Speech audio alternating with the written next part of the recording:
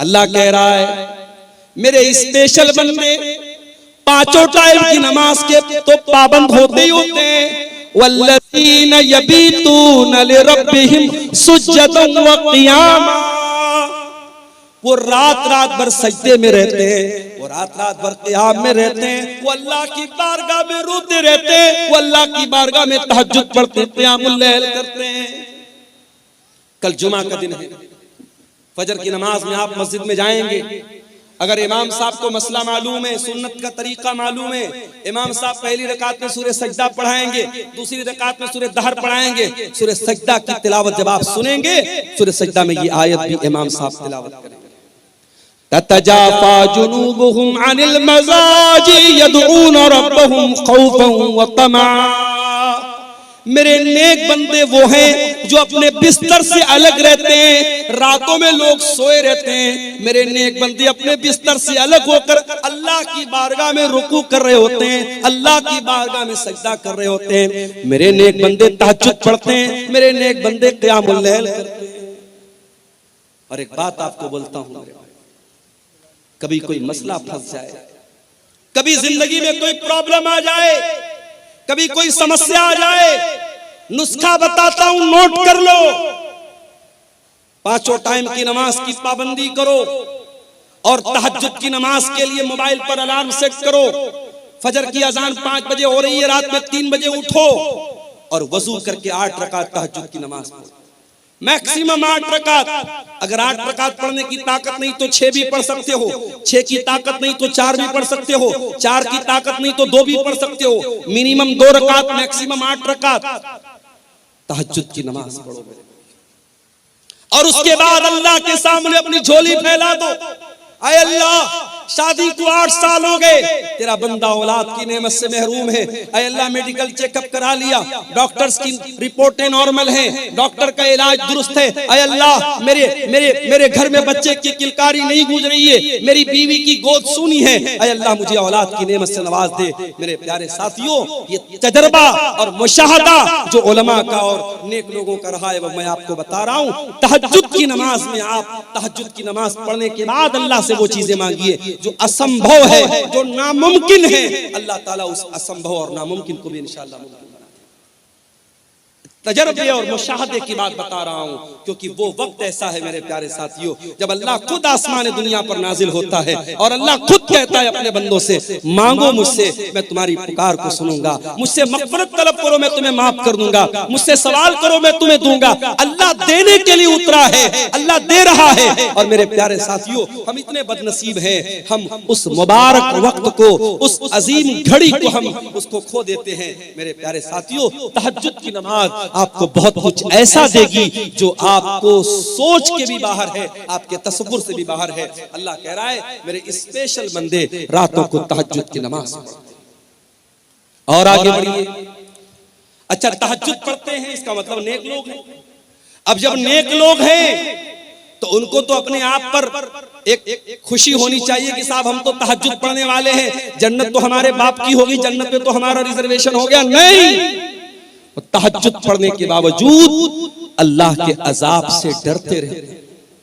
वल्लज़ीना यक़ूलूना रब्बना अस्रिफ अन्ना अज़ाब जहन्नम इन्ना अज़ाबहा कान गरामा इन्नहा साअत मुस्तक़र्रन व मुक़ामा।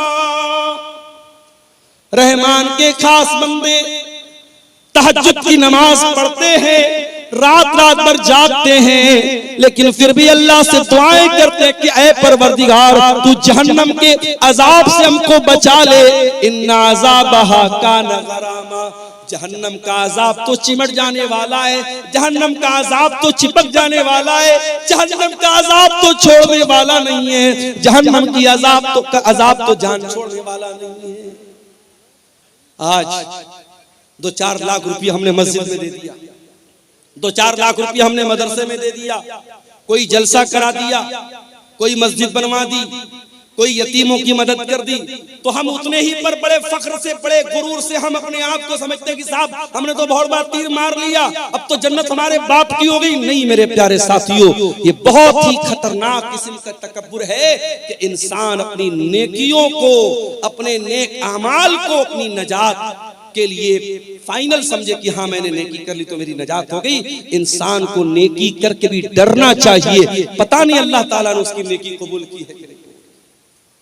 हजारों साल पहले जब इब्राहिम अलैहिस्सलाम ने खाने काबा को बनाया था, उनका बेटा इस्माइल भी अपने बाप के साथ खाने काबा को बना रहा था।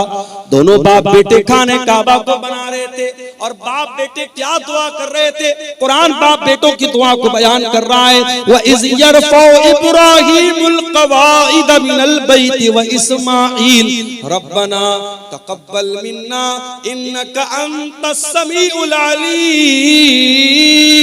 ऐ परवरदिगार, इब्राहिम दुआ कर रहे हैं, उनका बेटा इस्माइल दुआ कर रहा है, ऐ परवरदिगार हम बनाने को तो खाने काबा बना रहे हैं, ऐ अल्लाह हम तेरा घर बना रहे हैं, हम मस्जिद बना रहे हैं, लेकिन ऐ अल्लाह हमको पता नहीं हमारा ये अमल कबूल होगा कि नहीं होगा। रब्बना तक़ब्बल मिन्ना इन्नका अंतस समीउल अलीम। ऐ अल्लाह तू हमारी इस नेकी को कबूल फरमा ले, तू दुआओं को सुनने वाला है, तू दिल का हाल जानने वाला है। नेकी के बाद इंसान को चिंता होनी चाहिए कि हमारी नेकी अल्लाह ताला के स्वीकार हुई कि नहीं हुई, अल्लाह ताला के कबूल हुई कि नहीं हुई। रहमान के बंदे तहज्जुद पढ़ते हैं और फिर भी दुआ करते हैं कि ऐ अल्लाह हमें जहन्नम के अजाब से बचा ले। इन्न अज़ाबहा कान गरामा, जहन्नम का अजाब इंसान को चिपक जाने वाला। गरामा का मतलब समझते हैं? अरबी जबान में जब कोई किसी से कर्जा लेता है तो जो कर्जा वसूलने के लिए आता है उसके लिए अरबी में गराम का लफ्ज इस्तेमाल होता है। जाहिर है कि अगर आपने किसी से कर्जा लिया है तो बार बार आपके घर पे आएगा, आपको छोड़ेगा नहीं आपसे जब तक पैसा नहीं ले लेगा। जहन्नम का अजाब भी गरामा है, जहन्नम का अजाब छोड़ने वाला नहीं है, जहन्नम का अजाब चिपक जाने वाला है, चिमट जाने। अल्लाह ताला हम सबकी हिफाजत फरमाए। इन्नहा साअत मुस्तक़र्रन व मुक़ामा, जहन्नम बड़ा ही बुरी जगह है, बड़ा ही बुरा ठिकाना है। और आगे बढ़िए, रहमान के बंदों का अखलाक आपने देख लिया, रहमान के बंदों की नमाज आपने देख ली, रहमान के बंदों की दुआ आपने देख ली। अब थोड़ा सा और आगे बढ़िए, अल्लाह फरमाता है वल्लज़ीना इज़ा अनफ़क़ू लम युस्रिफ़ू व लम यक़तुरू व काना बैन ज़ालिका क़वामा। रहमान के बंदे जब खर्च करते हैं तो ना तो फजूल खर्ची करते हैं, ना बखीली करते हैं, वो बीच का रास्ता अपनाते हैं। वो ना तो कंजूस होते हैं, ना बखील होते हैं, और ना ही दौलत होने के बावजूद ना तो दौलत होने के बावजूद कंजूस होते हैं, ना दौलत का मिसयूज करते हैं, गलत इस्तेमाल करते हैं, ना फजूल खर्ची करते हैं, ना कंजूसी। हमारे समाज में दोनों तरीके के लोग होते हैं। बाज लोग इतने बड़े कंजूस हैं, बहुत पैसा है, लेकिन ढंग का कपड़ा भी नहीं पहनते। बीवी बेचारी तरसती रहती है कि अरे मुझे फला कपड़ा दिला दो, फला साड़ी दिला दो, फला सूट दिला दो। इसके बाद बहुत पैसा है मगर नीयत इतनी खराब है, बीवी बेचारी वो रोती रहती है और ये बीवी कभी हक अदा नहीं करती। बच्चे तरस जाते हैं अच्छा खाना खाने के लिए, ये कंजूस अपनी दौलत को सजा सजा के रखता है, जमीनें खरीदता है, जायदाद खरीदता है। मेरे प्यारे साथियों, ये जमीनें, ये जायदादें आपके मरने के बाद ये दूसरों के हाथ लग जाएंगी। जब तक आप जिंदा हैं, अगर अल्लाह ताला पैसा दे रहा है, अपने शरीर पर भी खर्च करो, अपने जिस्म के ऊपर भी खर्च करो। अच्छा खाओ, अच्छा पहनो, बच्चों को अच्छा खिलाओ, अगर मौका मिले थोड़ा दुनिया भी घूमो, थोड़ा तफरी भी करो, थोड़ा अच्छी जगहों पर अपने बाल बच्चों को लेके जाओ। अगर अल्लाह ने दौलत दी है तो उम्रा भी कर लो, हज भी कर लो। मेरे प्यारे साथियों, ये जिंदगी कितने दिन साथ देगी हम नहीं जानते। हम नहीं जानते हैं कब कौन सी बीमारी आ जाए, हार्ट अटैक आ जाए, और कब इंसान मर जाए, हम नहीं जानते। मेरे प्यारे साथी, अभी 4-5 दिन पहले बनारस में मैं बाइक पर जा रहा था। बनारस में वो टैक्सी चलती है, बाइक वाली टैक्सी, उस पर मैं जा रहा था। एक गैर मुस्लिम नौजवान था, बाइक चला रहा था। मेरी आदत है बाइक पर बैठता हूँ जब इस तरीके की बाइक पर, तो पूछता हूँ जो चलाने वाला होता है कि भाई क्या नाम है, कहाँ के रहने वाले हो। तो उसने बताया बनारस के करीब का वो रहने वाला था। वो उसके खुशिये में, उसके पेशाब के मकाम पे जो खुशियतैन होते हैं, जो टेस्टिकल्स होते हैं, उसमें उसको कैंसर हो गया। सोचिए 20-25 बरस का नौजवान टेस्टिकल्स में कैंसर हो गया है और वो बेचारा इलाज कराने के लिए बनारस आया था और अपने माँ बाप का अकेला बेटा था, घर में कोई कमाने वाला नहीं था। वो बेचारा कैंसर के मर्ज से जो दो चार था और वो बनारस में बाइक चला करके अपना इलाज का खर्चा निकालने की कोशिश कर रहा है। उसकी हालत देख करके मेरे भाइयों मुझे बड़ा तरस आया और मैं सोचने लगा कि सोचो ये इंसान जो इस कदर खतरनाक बीमारी में मुब्तला है, ये भी बेचारा बाइक चला रहा है सिर्फ इसलिए ताकि 4 पैसे आ जाएं और मेरे इलाज की में आसानी हो जाए। दुनिया में मेरे प्यारे साथियों इस तरीके के बहुत सारे लोग भरे पड़े हैं। कौन सी बीमारी, कौन सा एक्सीडेंट, कौन सा हादसा आ जाए और जिंदगी खत्म कर दे हम नहीं जानते। जब तक जिंदगी है, तंदुरुस्ती है, उसका सही इस्तेमाल करो। दौलत है, उसका सही इस्तेमाल करो। कंजूस भी मत बनो, बखील भी मत बनो। बीवी का हक अदा करो, बच्चों का हक अदा करो। अच्छा खाओ, अच्छा पहनो, अच्छे मकान में रहो, अल्लाह की नेमतों का फायदा उठाओ। और इसका ये मतलब भी नहीं है कि आपकी इस्तिताअत 10,000 का मोबाइल लेने की है लेकिन आप लोन पर और EMI पर आप लाख रुपए का आईफोन ले रहे हैं। ताकत 10,000 का मोबाइल लेने की है मगर लोन पर और EMI पर आप क्या ले रहे हैं? 1 लाख रुपए का आईफोन ले रहे हैं। ये मेरे प्यारे साथियों, जितनी बड़ी चादर हो इंसान को पैर उतना ही फैलाना चाहिए। न फजूल खर्ची करना इस्लाम में सही है, न बखीली करना इस्लाम में सही है। आज जलसा होता है, सोशल मीडिया पर जलसों के बारे में कितनी बातें होती हैं। खासतौर से सीमांचल के जलसों के बारे में लोग बोलते हैं बड़ी फजूल खर्ची होती है। कभी कोई इस पर क्यों नहीं चर्चा करता? ठीक है, जलसों में जो खराबियां हैं उसको हमें दूर करना चाहिए, इस पर भी तो चर्चा होनी चाहिए कि सीमांचल ही नहीं पूरे इंडिया में मुसलमान शादियों में कितना पैसा पानी की तरह बहाता है। उत्तर प्रदेश की 2 शादियां अभी हाल ही में करंट में मेरे सामने आई। सिद्धार्थनगर में शादी हुई, मुसलमान लड़का बारातियों पर पैसा लुटा रहा है और 20 लाख रुपया उसने बारातियों पर नोटों की गड्डियां उसने उड़ा दी। 20 लाख रुपया उसने पानी की तरह बहा दिया। मेरठ में एक शादी हुई और दूल्हे को ससुराल से 2.5 करोड़ रुपए मिलते हैं और दूल्हा अपनी साली को घड़ी पहनाने का जो तोहफा देता है, जिसको घड़ी की पहनाई बोलते हैं, वो तकरीबन 11 लाख रुपए देता है। मौलवी साहब को निकाह पढ़ाने का 11 लाख रुपया दिया जाता है।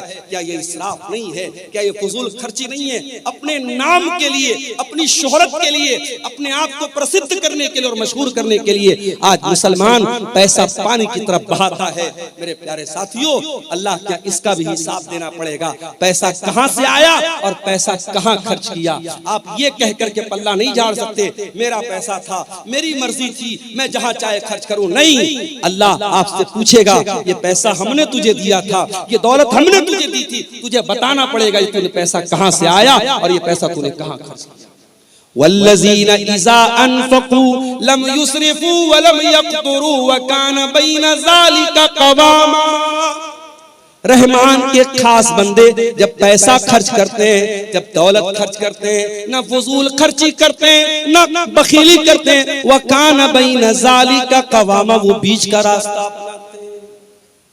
और आगे बढ़िए, वल्लज़ीना ला यदऊन मअल्लाहि इलाहन आखर वला यक़्तुलून अन-नफ्सल्लती हर्रमल्लाहु इल्ला बिल-हक़्क़ि वला यज़नून। और रहमान के खास बंदे 3 बड़े बड़े पापों से अपने आप को बचाते हैं। 3 महापाप है इस्लाम में, 3 बड़े बड़े गुनाह है इस्लाम की नजर में। सुन लीजिए इसको, वल्लज़ीना ला यदऊन मअल्लाहि इलाहन आखर। रहमान के खास बंदे अल्लाह के साथ किसी को शरीक नहीं करते, वो शिर्क नहीं करते। उनका हाथ अगर उठता है अल्लाह के सामने उठता है, वो सजदा करते हैं तो अल्लाह की बारगाह में सजदा करते हैं। वो किसी कब्र पे सजदा नहीं करते, किसी मजार पे सजदा नहीं करते, किसी पत्थर के बुत के आगे सजदा नहीं करते। वो लाल काले पीले धागों को मुश्किल कुशा नहीं समझते। आप क्या बोलिए, इसी कटिहार के इलाके में मैंने देखा अहले हदीस का घर है, शेरशाबादी का घर है और घर में उसने क्या लगाया है? दुकान और मकान की खैरो बरकत। उस पे क्या लिखा हुआ है? कुछ गिनतियां लिखी हुई हैं, कुछ गिनतियां लिखी हुई हैं और ये अकीदा रखा गया कि ये मेरे मकान में लगा रहेगा तो मेरे मकान में बरकत आएगी। ये उल्टी सीधी गिनती लिखने से तेरे मकान में बरकत नहीं आएगी। मकान में बरकत तेरे अमल से आएगी, तेरे ईमान से आएगी, तेरे कुरान पढ़ने से आएगी। कुरान की आयतों को तू लटका दे या गिनतियों को लटका दे, उससे तेरे घर में बरकत नहीं आएगी। मेरे भाइयों, बात कड़वी है मगर मैं सच्ची बात कहता हूं। आज हम अहले हदीसों को भी अपने अकीदे पर मेहनत करने की जरूरत है। आज हमारे जलसों में तौहीद पर तकरीरें बंद हो गई, अखलाक की बातें हो रही हैं, नमाज की बातें हो रही हैं, शराब से रोका जा रहा है, ज़िना से रोका जा रहा है। मगर दुनिया का सबसे बड़ा पाप क्या है? दुनिया का सबसे बड़ा गुनाह क्या है? शिर्क करना। आज कितनी मुसलमान लड़कियां हैं कॉलेजों में पढ़ रही हैं, हिंदू सहेली के साथ वो पढ़ रही है, उसका कोई त्योहार आया, उसने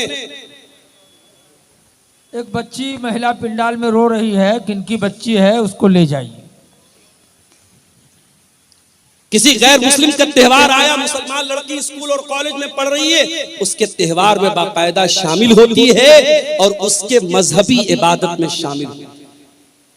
मैं ये मसला बता दूं आपको, आपके गांव का कोई गैर मुस्लिम पड़ोसी है, कोई गैर मुस्लिम भाई है, उसके साथ मेल जोल रखना, उसके साथ प्यार मोहब्बत करना, उसके साथ अच्छा सलूक करना, उसके सुख दुख में काम आना, मैं बिल्कुल मना नहीं कर रहा हूं, इस्लाम तो इसका हुक्म देता है।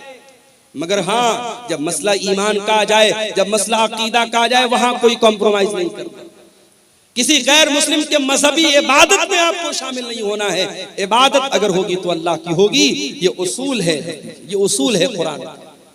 कुल या अय्युहल काफिरून ला आबुदु मा ताबुदून, ऐ नबी आप कह दीजिए कि ऐ काफिरों, जिसकी इबादत मैं करता हूं उसकी तुम नहीं करते, जिसकी तुम करते हो मैं नहीं।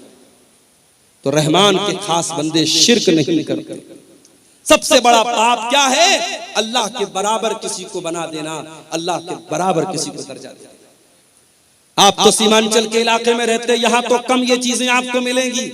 आप जरा सा उत्तर प्रदेश में आइए, जरा कलकत्ता चले जाइए, जरा आप मालदा साइड में, बारसोई साइड में आप चले जाइए, आपको जगह जगह शिर्क के अड्डे मिल जाएंगे। मुसलमान किस किस चीज के आगे सर झुका रहा है आप यकीन नहीं कर सकते। एक मुसलमान रास्ते में जा रहा था, उसके एक पैर का जूता टूट गया। अब एक पैर का जूता पहन के तो वो चल नहीं सकता था, उसने मारे गुस्से में अपने जूते को एक पेड़ के ऊपर फेंक दिया। एक साल के बाद जब वो मुसलमान उस जगह से गुजरा, देखा कि पूरे पेड़ पर ढेर सारे जूते पड़े हैं। उसने किसी से पूछा, भाई इस पेड़ पर इतने सारे जूते कहां से आए? कहा कि नहीं मालूम, बस कोई आदमी यहां से गुजरा था, देखा कि इस पेड़ पर एक जूता पड़ा है, तो लोगों ने आपस में ये धारणा बना ली, अकीदा बना लिया कि इस पेड़ के ऊपर जूता लटकाने से बिगड़ी बन जाएगी, मुसीबत दूर हो जाएगी, मन्नत पूरी हो जाएगी। अब जूते पर जूता, जूते पर जूता लटकाया। ये मुसलमान का अकीदा है। मुसलमानों के अकीदे में इतना बिगाड़ है मेरे प्यारे साथियों, कहीं बिल्ली की कब्र है, कहीं घोड़े का मजार है, कहीं पागल बाबा का मजार है, और वहां जाकर मुसलमान सर झुका रहा है। अल्लाह कह रहा है मेरे खास बंदे अल्लाह के साथ शिर्क नहीं करते। वल्लज़ीना ला यदऊना मा अल्लाहि इलाहन आखर, मेरे स्पेशल बंदे अल्लाह के साथ शिर्क। दूसरा गुनाह, वला यक़्तुलून अन्नफ्सल्लती हर्रमल्लाहु इल्ला बिलहक़्क़ि, और अल्लाह के खास बंदे किसी निर्दोष की हत्या नहीं करते, किसी बेकसूर को कत्ल, किसी इनोसेंट पर्सन का मर्डर नहीं करते, किसी बेकसूर की हत्या नहीं करते। इस्लाम किसी बेकसूर की हत्या करने की इजाजत नहीं देता। अभी एक वाक़या आया, एक मुसलमान, अपने आप को सो कॉल्ड मुसलमान कहने वाले इंसान ने गाड़ी के जरिए कई लोगों को कुचल दिया, और पता लगा कि वो आदमी पहले सऊदी में रहता था। सऊदी हुकूमत ने साफ बयान दे दिया उस इंसान का हमसे कोई ताल्लुक नहीं है, और वैसे भी वो मुसलमान नहीं था, मुल्हिद इंसान था, दीन बेजार इंसान था। मेरे प्यारे साथियों, कोई मुसलमान इस तरीके की हरकत अगर करे, किसी बेकसूर की हत्या करे, किसी निर्दोष को मार दे, तो कान खोल करके सुन लो, इस्लाम का उससे कोई संबंध नहीं है। इस्लाम बेकसूरों की जान लेने की शिक्षा नहीं देता है। इस्लाम के नजदीक बहुत बड़ा क्राइम है, बहुत बड़ा गुनाह है किसी की जान लेना। हाँ, इस्लाम में 3 ऐसे मकामात हैं जहां किसी की जान ली जा सकती है, ये भी याद रखो। इस्लाम में 3 लोगों को कत्ल किया जा सकता है। नंबर 1, अस्सय्यिबुज़्ज़ानी, शादीशुदा इंसान अगर जिना कर रहा है और इस्लामी हुकूमत है, चाहे वो मर्द हो चाहे वो औरत हो, इस्लामी हुकूमत के अंदर शादीशुदा जानी की सजा सजाए मौत है, उसे रज्म किया जाएगा, पत्थरों से मार मार के खत्म किया जाएगा। नंबर 2, अल कत्ल बिल कत्ल, अगर किसी ने किसी की हत्या की है तो हत्यारे को उस हत्या के बदले, उस कत्ल के बदले हत्यारे को कत्ल किया जाएगा, कातिल को कत्ल किया जाएगा, कातिल से किसास किया जाएगा, उसको भी इस्लाम में उसकी इजाजत दी गई है। और नंबर 3, अल मुफारिक़ु लिदीनिही, इस्लामी हुकूमत के अंदर अगर कोई मुसलमान रहता है, वो इस्लाम को फॉलो करते करते अगर इस्लाम को छोड़ देता है और किसी दूसरे मजहब को स्वीकार कर लेता है, मुर्तद हो जाता है, मुशरिक हो जाता है, काफिर हो जाता है, अगर इस्लामी हुकूमत के अंदर ऐसा काम करता है तो इस्लाम में मुर्तद की सजा सजाए मौत है। इस्लाम ये कहता है अगर आप इस्लामी हुकूमत में रहते हैं, आप इस्लाम को छोड़ के किसी और मजहब पर अमल करते हैं, कोई मसला नहीं है, आप रह सकते हैं, लेकिन अगर आप इस्लाम को फॉलो करते हैं और इस्लामी हुकूमत के अंदर रहते हुए आप अगर मुर्तद होते हैं, अल्लाह के दीन को छोड़ करके कोई और दीन अपनाते हैं, तो फिर ये माफी के लायक जुर्म नहीं है, ये माफ करने के लायक अपराध नहीं है, और इस्लामी हुकूमत में उसकी सजा सजाए मौत है। ये 3 गुनाह ऐसे हैं जिन पर इस्लाम में कत्ल करने की इजाजत दी गई है। अल्लाह कह रहा है वला यक़्तुलून नफ्सल लती हर्रमल्लाहु इल्ला बिल हक़्क़ि, मेरे नेक बंदे वो हैं, मेरे स्पेशल बंदे वो हैं जो किसी निर्दोष की हत्या नहीं करते, वला यज़नून, और जिना नहीं करते। ये तीसरा बड़ा गुनाह है, जिना करना, बदकारी करना, शर्मगाह का गलत इस्तेमाल करना, ये जिनाकारी और बदकारी इस्लाम की नजर में तीसरा बड़ा गुनाह है। इसीलिए जब अल्लाह के नबी से पूछा गया, आए अल्लाह के नबी, अय्युज़ ज़म्बि आज़मु इंदल्लाह, अल्लाह के नजदीक सबसे बड़ा गुनाह क्या है? आपने फरमाया अंत जाला लिल्लाहि निद्दन व हुवा खलक़क, सबसे बड़ा गुनाह यह है कि तुम अल्लाह के बराबर किसी को करार दे दो। पूछा गया आए अल्लाह के नबी उसके बाद दूसरा सबसे बड़ा गुनाह क्या है? आपने फरमाया अन तक़तुला वलदक खशियत अन यतममक, अपनी औलाद को कत्ल कर देना इस डर से कि वो औलाद तुम्हारे साथ खाए। अब यहाँ एक मसला पैदा होता है, क्या फैमिली प्लानिंग करने की इस्लाम में इजाजत है? 2 लड़के हैं मेरे, अभी मैं तीसरा लड़का नहीं चाहता, अभी 2 लड़कों को पालना मेरे लिए मुश्किल हो रहा है, तीसरा लड़का मैं नहीं चाहता, तीसरी औलाद नहीं चाहता, क्या फैमिली प्लानिंग कर सकता हूं? ये बड़ा ही नाजुक मसला है। फैमिली प्लानिंग कर सकते हैं कि नहीं कर सकते हैं, ये बड़ा ही नाजुक मसला है। उसमें अगर आप बच्चे की पैदाइश और बच्चे के मां के पेट में वजूद में आने से पहले के जो तरीके हैं जिसमें हमल न ठहरे, अगर वो तरीके आप अपनाते हैं तो उसकी गुंजाइश मौजूद है। अगर आप कोई परमानेंट ऐसा जैसे नसबंदी हो जाती है, ये गलत है, या बगैर किसी मजबूरी के औरत को ऑपरेशन करा दिया जाए, ये गलत है। अगर वक्ती तौर पर और आरजी तौर पर अगर हमल न ठहरे, इसके लिए कोई तदबीर अपनाई जाए, उसकी गुंजाइश तो मौजूद है। मगर एक बार अगर प्रेगनेंसी वजूद में आ गई, हमल वजूद में आ गया, अब उसके बाद उसको डिस्ट्रॉय करना, उसको एबॉर्शन करना, उसको खत्म करना मां के पेट में, मेरे प्यारे साथियों, ये औलाद का कत्ल है और ये उस जान का कत्ल है, और इसका हिसाब आपको देना। हाँ, अगर कभी ऐसा हो गया कि हमल ठहर गया और औरत की सेहत और उसकी तंदुरुस्ती इस लायक नहीं है कि वो बच्चे को जन्म दे, क्या है ये? चांदी की का पायल किसी अल्लाह की बंदी ने, किसी हमारी बहन ने ये दिया है, इस मस्जिद का चंदा है, मदरसे का, ईदगाह के लिए, अच्छा ईदगाह के लिए दिया है। अल्लाह ताला इस बहन के इस चंदे को कबूल फरमाए। तो मेरे भाइयों, अगर प्रेगनेंसी ठहर गई है, उसके बाद जब तक बहुत ही क्रिटिकल केस ना हो और डॉक्टर्स का इस बात पर इत्तेफाक ना हो कि अगर ये हमल ठहरा और बच्चा हुआ, माँ की जान को खतरा हो जाएगा, उस अवस्था में, उस सिचुएशन में तो इजाजत दी जा सकती है। नॉर्मल हालात में अगर हमल ठहरा है, उसको कोई खत्म करता है तो ये भी औलाद का कत्ल है। अल्लाह के नबी फरमाते हैं दूसरा बड़ा गुनाह क्या है? औलाद को कत्ल कर देना, इस डर से कि वो आपके साथ है। और खबरदार कोई ये ना सोचे अपनी औलाद को हम खिलाते हैं, नहीं। मैंने अपनी जिंदगी में तजर्बा देखा है। क्या हुआ? मेरी 3 बेटियां हैं। 2013 में शादी हुई, 14 में मेरी बड़ी बेटी पैदा हुई। मैंने जिंदगी में अपना तजर्बा मैं आपको बता रहा हूं, मैंने महसूस किया है। खास तौर से बेटी जब पैदा होती है, इंसान अपनी जिंदगी में, अपनी रोजी रोटी में, अपने कारोबार में, अपनी मईशत में बरकत महसूस करता है। औलाद अपना मुकद्दर लेके आती है।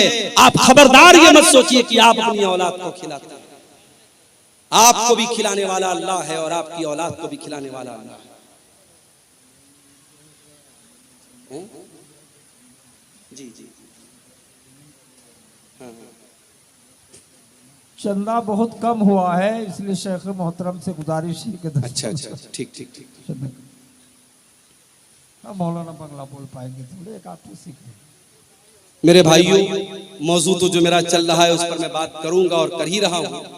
आपने जैसा कि सुना, शेख तौहीद साहब ने भी बताया कि प्रोग्राम एक ईदगाह के चंदे के लिए हुआ है और मैं इसी इलाके में जानता हूं कि अल्लाह ताला ने इतना लोगों को दिल दिया है कि एक एक दिन में 20-20 लाख रुपए एक एक जलसे में चंदा उतरा है।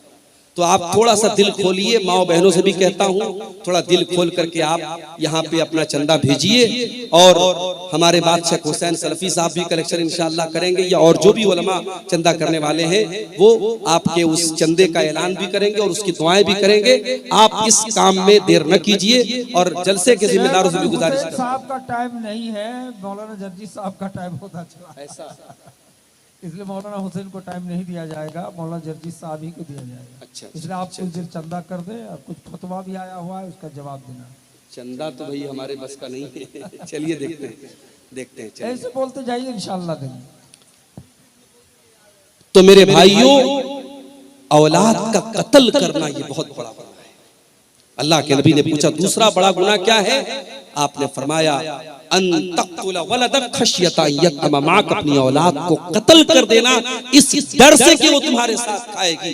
औलाद को हम नहीं खिलाते, अल्लाह खिलाता है। बात याद रखिए, नहनु नर्ज़ुकुहुम व इय्याकुम, तुमको भी खिलाने वाले हम हैं, तुम्हारी औलाद को खिलाने वाले भी हम हैं। इस गलतफहमी में मत रहना कि औलाद को हम खिलाते हैं। अल्लाह कह रहा है कि तुम्हारी औलाद को हम खिलाते हैं, तुम अपनी औलाद के रोजी के मालिक नहीं। अल्लाह ताला ये 1000 किसी भाई ने चंदा दिया है, अल्लाह इस चंदे को कबूल फरमाए। और इस तरीके से आप आते रहिए, तकरीर तो होती रहेगी। आखिर में 10-15 मिनट थोड़ा सा आप यहाँ पर आकर के मेरे हाथों पे भी कुछ चंदा दे दीजिए ताकि मौलाना तौहीद साहब की बात भी रह जाए और जो जलसे की कमेटी के लोग मायूस बैठे हुए हैं, असल जो मकसद है, जो पर्पस है जलसे का, चंदा बता रहे काफी कम हुआ है। आप हजरात बहुत बड़ी तादाद में आए हैं, इतनी बड़ी भीड़ और इतना बड़ा मजमा अगर आए और ईदगाह जैसी पाकीज़ा जगह के लिए जहां साल में इबादत होगी, ईद और बकरीद की नमाज होगी, और एक बार ये जमीन खरीद ली गई तो समझो जब तक वो जमीन रहेगी और नमाज पढ़ी जाती रहेगी, सवाब आपको मिलता रहेगा। परमानेंट आप सदका करके इंशाअल्लाह जाएंगे, सदका जारिया, तो जरूर आप इसमें हिस्सा लें। मेरे प्यारे साथी, आपने फरमाया ऐ मेरे सहाबी, जब तक तू इस हाल में, जिस हाल में तू बता रहा है, तब तक अल्लाह ताला की तरफ से एक फरिश्ता बराबर तेरी मदद करता रहेगा। और जब तक तू ऐसा काम कर रहा है, तू अपने उन रिश्तेदारों के मुंह में जहन्नम की राख भर रहा है, जहन्नम की आग भर रहा है, क्योंकि वो तेरे नरमी के मुकाबले में सख्ती करके और तेरे एहसान के बदले बदसलूकी करके वो जहन्नम के हकदार बन रहे हैं, लेकिन तू जन्नत में अपना ठिकाना बना रहा है। ये इस्लाम का अखलाक है। अभी लखनऊ के अंदर क्रिसमस का त्योहार हमारे ईसाई मजहब के लोग मना रहे थे। उनके चर्च के पास दूसरे मजहब के लोग आए और वहां पे हुड़दंग मचाने लगे, बदतमीजी करने लगे। माफ कीजिए, हालांकि वो लोग मुसलमान नहीं थे, लेकिन ये बदतमीजी कि किसी दूसरे मजहब के त्योहार के मकाम पे जाकर अपने मजहब की का जो है प्रचार करना और वहां चीखना चिल्लाना, ये अखलाक के भी खिलाफ है और मानवता के भी खिलाफ है। आज मुल्क में नफरत का माहौल इस कदर बढ़ चुका है कि आज कभी मस्जिदों के सामने, कभी चर्च के सामने और कभी किसी दूसरे मजहब की इबादतगाह के सामने जाकर इस तरीके की बदतमीजी। इस्लाम के अंदर इस जहालत की कोई गुंजाइश नहीं। इस्लाम जाहिलों का मजहब नहीं है, इस्लाम बदतमीजी का मजहब नहीं है। इस्लाम अखलाक का नाम है, इस्लाम किरदार का नाम है, इस्लाम कैरेक्टर का नाम है। मेरे प्यारे साथियों, जाहिल का जवाब भी आपको जहालत से नहीं देना है, गाली का जवाब भी आपको गाली से नहीं। यहूदी बहुत बड़े कमबख्त थे, बहुत बड़े बदतमीज थे, गुस्ताख थे। यहूदी अल्लाह के नबी के पास आते हैं, अस्सलामु अलैकुम कहते हैं, लेकिन जरा सी जबान को घुमा लेते हैं और अस्सलामु अलैकुम कहने के बजाय वो अस्सलामु अलैकुम कहते हैं। देखिए, अरबी जबान बड़ी रिच जुबान है, बहुत रिच लैंग्वेज। अस्सलामु अलैकुम की मीनिंग क्या है? तुम पर सलामती हो, तुम शांति से रहो, तुम समृद्धि से रहो, तुम खुश रहो। और अस्सलामु अलैकुम बोलो तुम मर जाओ।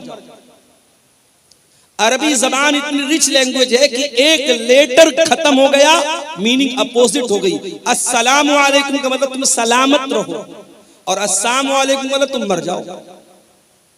यहूदियों ने अस्सलामु अलैकुम कहा, किसको? नबी। नबी ने सुन लिया। हजरत आयशा के कानों में यहूदियों के जुमले पड़ गए।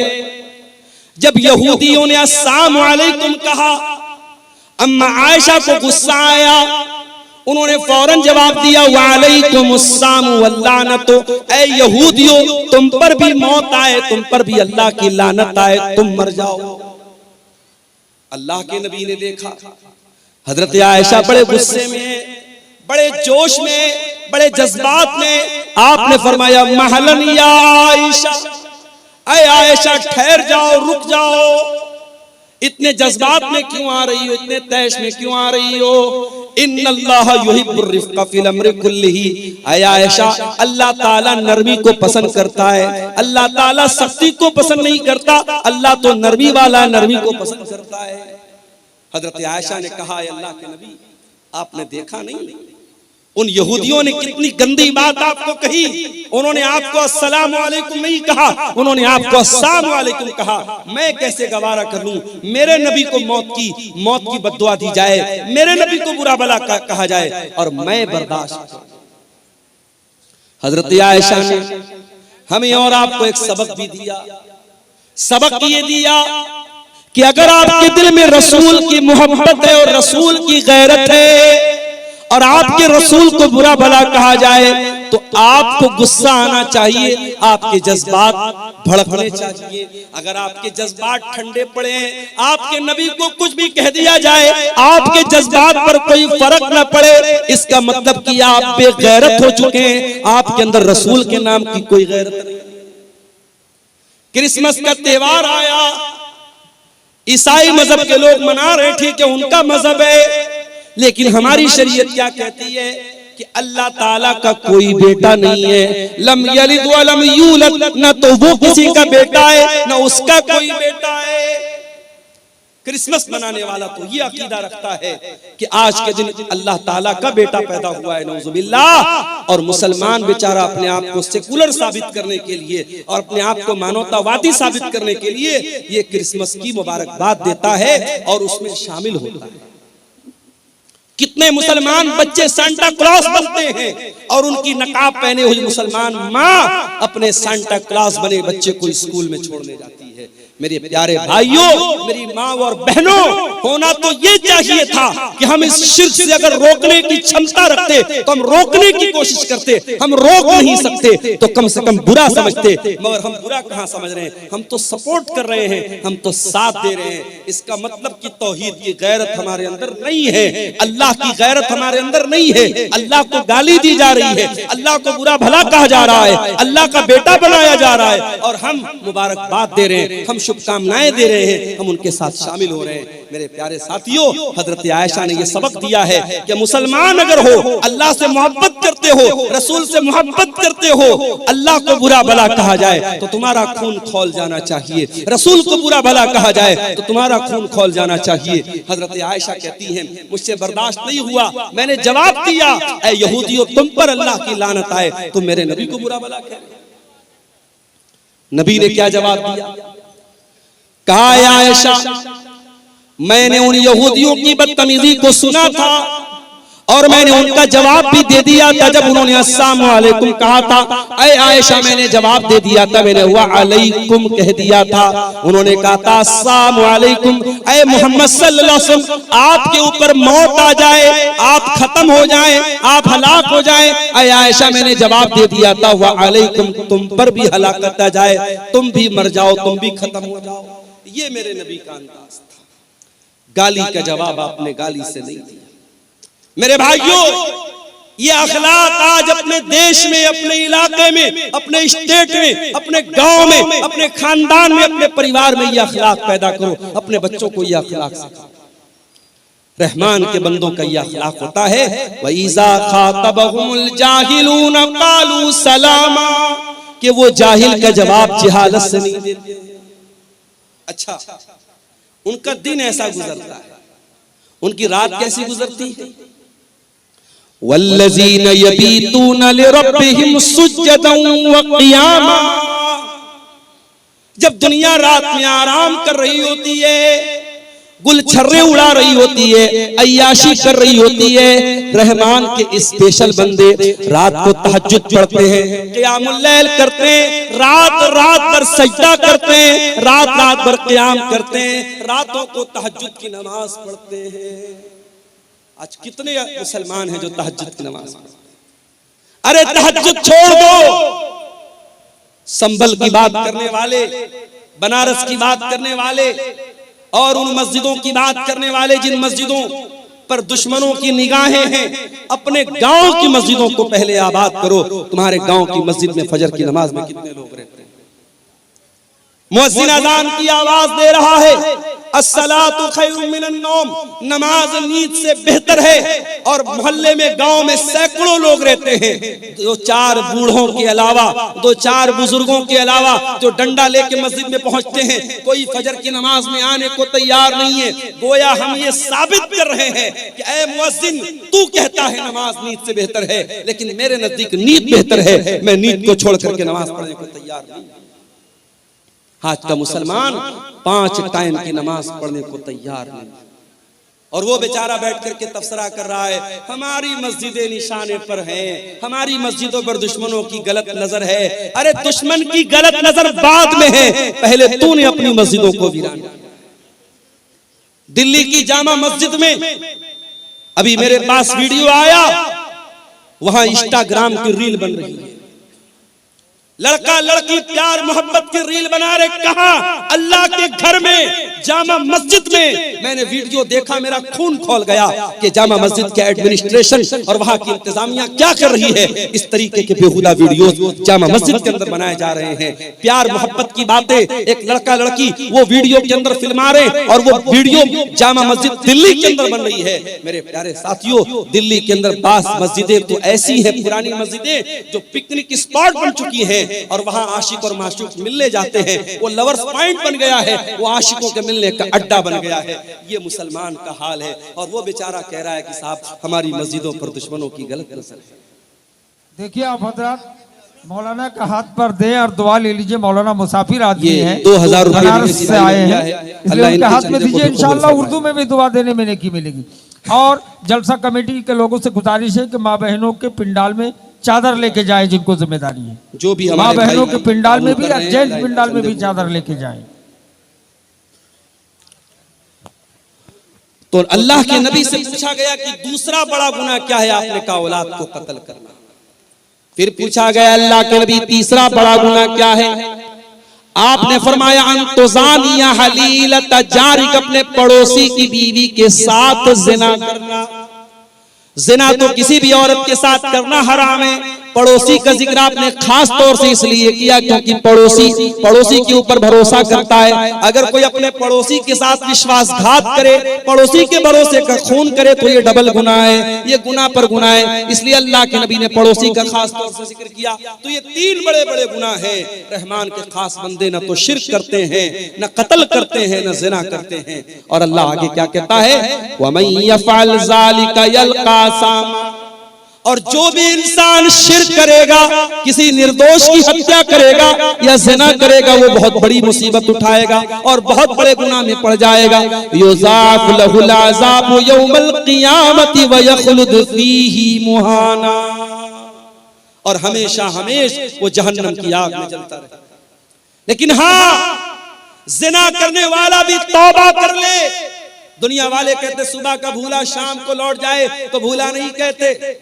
अल्लाह कह रहा है अगर ज़िना करने वाला, कत्ल करने वाला, शिर्क करने वाला भी सच्ची तौबा कर ले, मैं उसे स्वीकार करने को तैयार हूं, मैं उसे कबूल करने को तैयार हूं। इल्ला मन ताबा व आमना व अमिल अमलन सालिहा फउलाइका युबद्दिलुल्लाहु सय्यिआतिहिम हसनात व कानल्लाहु गफूरर रहीमा।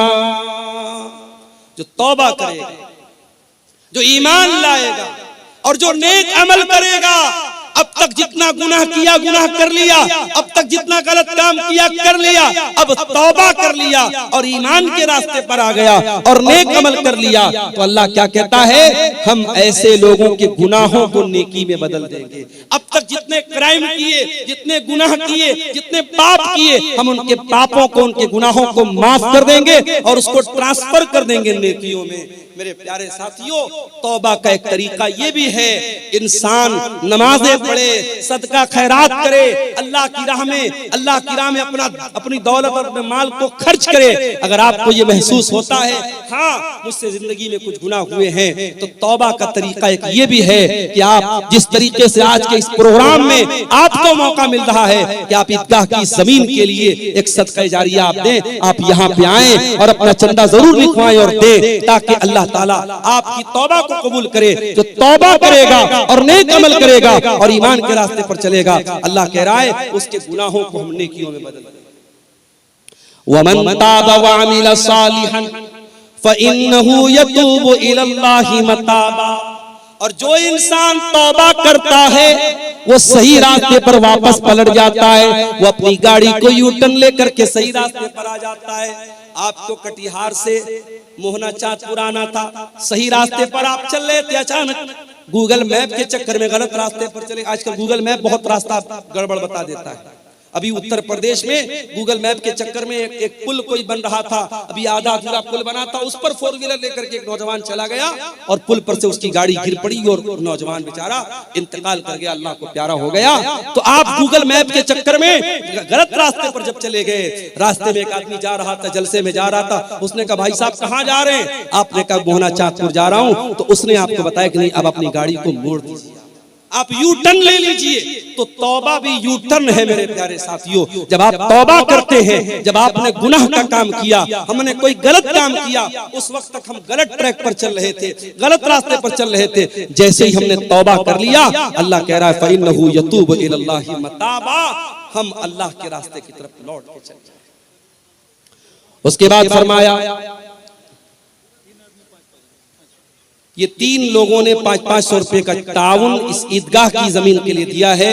अल्लाह तबारक व तआला इनके इस चंदे को भी कबूल फरमाए, और जो भी भाई अभी सोच विचार में पड़े हैं, अल्लाह उनको तौफीक दे के वो आए और अपनी अपनी हैसियत और कैपेसिटी के एतबार से जरूर इस कार्य खैर में हिस्सा लेकर के जाएं।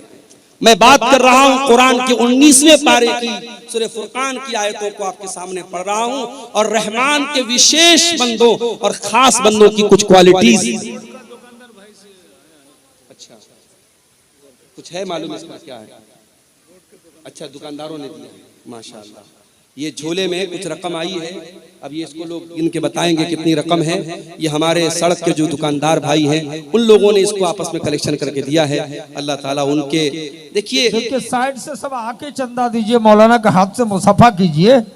जरूरी नहीं है कि कोई 1 लाख 2 लाख रुपए चंदा दे तभी चंदा होता है। मस्जिदें बनती हैं, ईदगाह की जमीन खरीदी जाती है।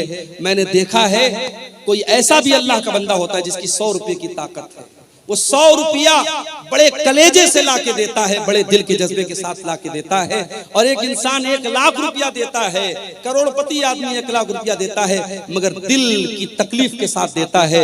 अल्लाह के यहाँ उस करोड़पति का दिया हुआ 1 लाख रुपये का चंदा वो 19 पड़ जाता है, और वो 100 रुपये का चंदा उस गरीब इंसान का अल्लाह के उसका मकाम ज्यादा बुलंद हो जाता है। इसलिए मेरे प्यारे साथियों, ये न समझना कि हम तो कोई छोटा मोटा हम क्यों अमाउंट देने जाएं। आप जो भी हो रहा है, यहाँ स्टेज पर लोग बैठ करके चंदा का कलेक्शन कर रहे हैं, आप आइए। मुझे मुनासिब नहीं लग रहा है, मौजू के बीच में बार बार डिस्टरबेंस भी हो रहा है, लेकिन मैं चाहता हूं कि जलसे वालों की बात भी रह जाए। आप आकर के जरूर इस ईदगाह में अपना ताउन कीजिए। हमारी जलसा कमेटी के लोग भी चादर लेके जा रहे हैं, और खवातीन में भी, महिला पिंडाल में भी मैं गुजारिश करता हूँ कमेटी के लोगों से, वहां 2-4 औरतों को सौंप दीजिए, और चादर में आप लोग जो ताउन कर सकते हैं करें। मुझे मुनासिब नहीं लग रहा है बीच में बार बार मौजू को, टॉपिक को छोड़ करके चंदे की बात करना। मैं अपने मौजू को खत्म करके इंशाल्लाह इस कुर्सी से उठूंगा। रहमान के खास बंदों की हम पहचान बता रहे हैं आपको, उनकी विशेषताएं बता रहे हैं, उनकी खूबियां बता रहे हैं। अल्लाह ने कहा रहमान के खास बंदे शिर्क नहीं करते, जिना नहीं करते, कत्ल नहीं करते। और आगे, वल्लज़ीना ला यशहदून अज़्ज़ूर, और अल्लाह के खास बंदे वो हैं जो किसी गुनाह के काम में, किसी गलत काम में शामिल नहीं होते। नए साल की रात आ रही है, 31 दिसंबर की रात आ रही है। बड़े बड़े शहरों में बड़े बड़े होटल बुक हो जाएंगे, नाचने गाने वालियां महंगे महंगे अमाउंट के ऊपर उनको हायर किया जाएगा, कई हजार का पास और टिकट लगाया जाएगा, और होटलों में महंगे महंगे टिकट दे करके नाच गाना देखने और शराब पीने जाने वालों में, मेरे प्यारे साथियों, एक बड़ी तादाद में मुसलमान नौजवान और लड़के लड़कियां भी शामिल होते हैं। कुरान क्या कहता है, वल्लज़ीना ला यशहदून अज़्ज़ूर, अल्लाह के खास बंदे झूठी गवाही नहीं देते और किसी गलत काम में शामिल नहीं होते। व इज़ा मर्रू बिल्लग़्वी मर्रू किरामा, और जब वो किसी लग़्व चीज के पास से गुजरते हैं तो शराफत से गुजर जाते हैं। आप मार्केट में जा रहे हैं, आप रेलवे स्टेशन के पास जा रहे हैं, आप एयरपोर्ट के पास से जा रहे हैं, और कोई लग़्व चीज, कोई नामुनासिब चीज आपकी नजरों के सामने से आई, तो आप अगर उसको देखने लगते हैं या उस गलत काम में आप इन्वॉल्व हो जाते हैं, अल्लाह ताला हम सब की हिफाजत फरमाए। मेरे प्यारे साथियों, रब्बुल आलमीन अगर आप किसी लग़्व चीज के पास से गुजरते हैं तो कुरान क्या कहता है, मेरे स्पेशल बंदे, वइज़ा मर्रू बिल्लग़्वी मर्रू किरामा, शराफत के साथ वहां से गुजर जाते हैं। उसके बाद फरमाया, वइज़ा ज़ुक्किरू बिआयाति रब्बिहिम लम यखिर्रू अलैहा सुम्मन व उमयाना, वल्लज़ीना इज़ा ज़ुक्किरू बिआयाति रब्बिहिम, और रहमान के खास बंदों की एक पहचान ये भी है, जब उनके सामने कुरान पढ़ा जाए, जब उनके सामने उनके रब की आयतें पढ़ी जाए, वो अंधे और बहरे बन करके, वो गूंगे और बहरे बन करके नहीं गिर पड़ते। जलसा हो रहा है, तकरीर हो रही है, आप एक कान से सुन करके दूसरे कान से उड़ा रहे हैं, न कुरान की आयतों पर गौर हो रहा है, न मुकर्रिर की आलिम की बातों पर गौर हो रहा है, न अमल हो रहा है। तो याद रखिए मेरे प्यारे साथियों, अल्लाह के नेक बंदों का ये तरीका नहीं है। अल्लाह के नेक बंदे क्या करते हैं, वो गौर करते हैं, वो बातों को कैच करते हैं, वो समझने की कोशिश करते हैं, वो अमल करते हैं। वल्लज़ीना इज़ा ज़ुक्किरू बिआयाति रब्बिहिम, रहमान के खास बंदों के सामने जब उनके परवरदिगार की आयतें पढ़ी जाती हैं, लम यखिर्रू अलैहा सुम्मन व उमयाना, वो अंधे और बहरे बन करके नहीं गिर पड़ते। देखिए ये बच्ची रो रही है, एक बच्ची रो रही है, ये बच्ची को स्टेज पर है, ले जाइए भाई, किनकी बच्ची है, कैसी माँ है, कितनी छोटी बच्ची को छोड़कर कहाँ है, स्टेज में आके ले जाइए, छोटी सी बच्ची है, दिखाइए वो स्क्रीन पर। एक बच्चा बैसा गोविंदपुर का अबुल कलाम बाप का नाम बता रहा है, स्टेज में पहले से बहुत देर से रो रहा है, ले जाइए। मलकैन का रहमान के खास बंदे कुरान की आयतों को सुन करके सुम्म व उमयाना, अंधे और बहरे बन करके गिर नहीं पड़ते, गौर करते हैं, अमल करते हैं। कुरान की आयतें आज हमारे सामने पढ़ी जाती है, पत्थर दिल हो चुके हैं हमारा। नमाज पर कितनी तकरीरें हो रही हैं, बेनमाजी वैसे के वैसे। ज़िनाकारी पर कितनी तकरीरें हो रही हैं, ज़िना के केसेस कम नहीं हो रहे। शराब पर कितनी बातें हो रही हैं, मगर नशे का रुझान बराबर बढ़ता चला जा रहा है। मेरे प्यारे साथियों, रहमान के खास बंदे कुरान की आयतों को गौर से सुनते हैं और अमल करते हैं। उसके बाद फरमाया, वल्लज़ीना यक़ूलूना रब्बना हब लना मिन अज़वाजिना व ज़ुर्रिय्यातिना क़ुर्रता अयुन वजअलना लिलमुत्तक़ीना इमामा। ये रहमान के खास बंदों की आखिरी पहचान अल्लाह बयान करता है। रहमान के खास बंदे वो हैं जो ये दुआएं करते रहते कि ऐ हमारे परवरदिगार, हमारे बीवी बच्चों को हमारी आंखों की ठंडक बना दे। बीवी बच्चे हमारी जिंदगी का बड़ा अहम हिस्सा होते हैं मेरे भाई। हम जब भी खुश होते अपने बीवी बच्चों के साथ खुशी में शामिल होते हैं। हम किसी अच्छी जगह घूमने फिरने जाते हैं, अपने बीवी बच्चों को शामिल करते हैं। क्या अपने बीवी बच्चों को जहन्नम की आग से बचाने की चिंता हमारे दिल और दिमाग में पैदा नहीं होती मेरे भाइयों? देखिए, ये फिर किसी ने 1500 रुपए का ताउन पेश किया है और ये 100 रुपए का भी कुछ ताउन हमारे चंद नौजवानों ने पेश किया था। अल्लाह ताला इन तमाम चंदा देने वालों के चंदे को और दान देने वालों के दान को अल्लाह कबूल फरमाए। अल्लाह इनकी जायज मुरादों को पूरी फरमाए। ये सामने फोन पे का स्कैनर कोड भी, बार कोड भी लगा हुआ है, जगह जगह इन लोगों ने लगाया है स्टेज के बीच में। आप हजरात जो ऑनलाइन भी पेमेंट करना चाहें, जरूर इस ईदगाह की जमीन के लिए करते हुए जाएं। तो रहमान के खास बंदे अपने बीवी बच्चों के लिए दुआ करते हैं। अगर आपकी बीवी दीनदार नहीं है, आपका बच्चा अगर दीन पर नहीं है, तो कम से कम कुछ नहीं कर सकते। रजाकार हजरात से गुजारिश है कि 10 मिनट के अंदर हजरत मौलाना जर्जीस साहब इटावा उनको ले आए स्टेज में। 10-15 मिनट के अंदर मौलाना जर्जीस साहब को स्टेज में ले आए। तब तक मौलाना अब्दुल गफ्फार के बाद मौलाना मुश्ताक साहब बंगला में 10-15 मिनट ईदगाह के लिए चंदा करेंगे बंगला जबान पे, जो देना चाहें दे सकते हैं। रहमान के खास बंदे अपने बीवी बच्चों की चिंता करते हैं।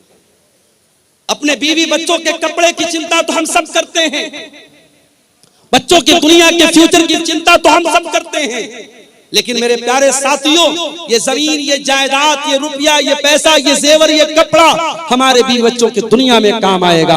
अपने बच्चों की, अपने बीवी की आखिरत को बनाने के लिए आपने क्या किया?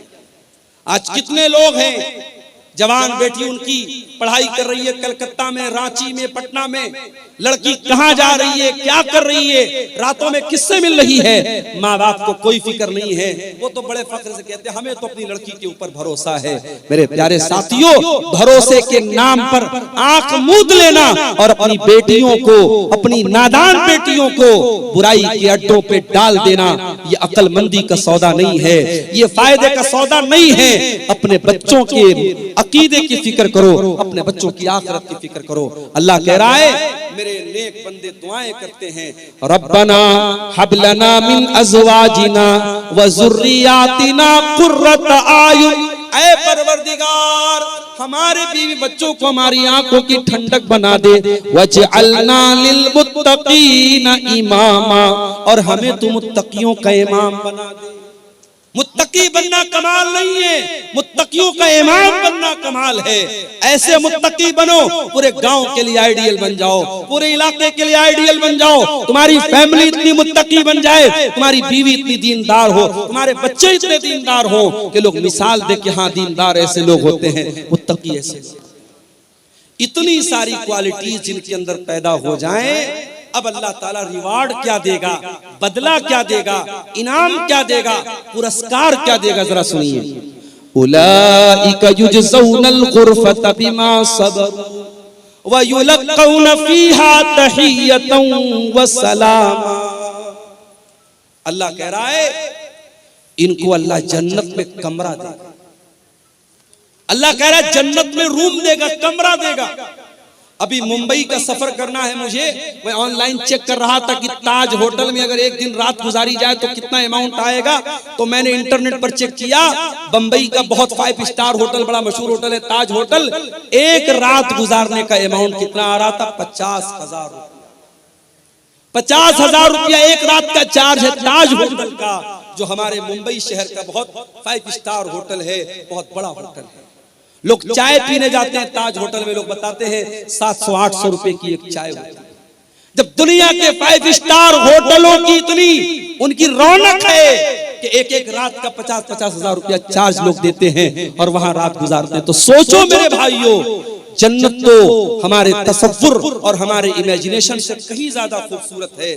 और जन्नत के कमरे कैसे होंगे, और जन्नत के महल कैसे होंगे, और जन्नत के खाना पीना कैसा होगा, हम तो तसव्वुर भी नहीं कर सकते। अल्लाह कह रहा है ये क्वालिटीज अगर आपके अंदर पैदा हो जाएं, उलाइका युजज़ौनल गुरफत बिमा सबरू, ऐसे नेक बंदों को उनके सब्र का फल मिलेगा, अल्लाह उनको जन्नत में दाखिल करेगा। और जन्नत में फरिश्ते उनको सलाम करेंगे, फरिश्ते उनको सैल्यूट करेंगे, खालिदीन फीहा, और वो जन्नत में हमेशा रहेंगे। हसनत मुस्तक़र्रम व मुकामा, और जन्नत बहुत ही बेहतरीन ठिकाना है और बहुत ही बेहतरीन जगह है। मेरे अजीजों, ये चंद बातें मैंने आपके सामने सूरह फुरकान के हवाले से, कुरान के 19वें पारे के हवाले से आपके सामने रखी है।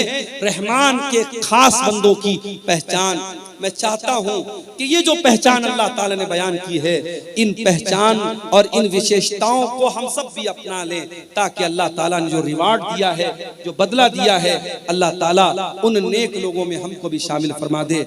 मेरे भाइयों, ये जाते जाते जो भाई इस ईदगाह के लिए ताउन करके जा रहे हैं, अल्लाह ताला इन भाइयों के इस चंदे और ताउन को भी कबूल फरमाए। और मजीद जो भाई अब तक पीछे रहे हैं, माँ बहनों से भी गुजारिश करता हूँ, मौलाना जर्जीस साहब थोड़ी देर में आएंगे, उसके पहले पहले एक बेहतरीन तकरीर तो आप सुनेंगे, उसके पहले पहले जो भी आप इस ईदगाह के लिए आप चंदा दे सकते हैं, ताउन दे सकते हैं, वो जरूर करके जाएं।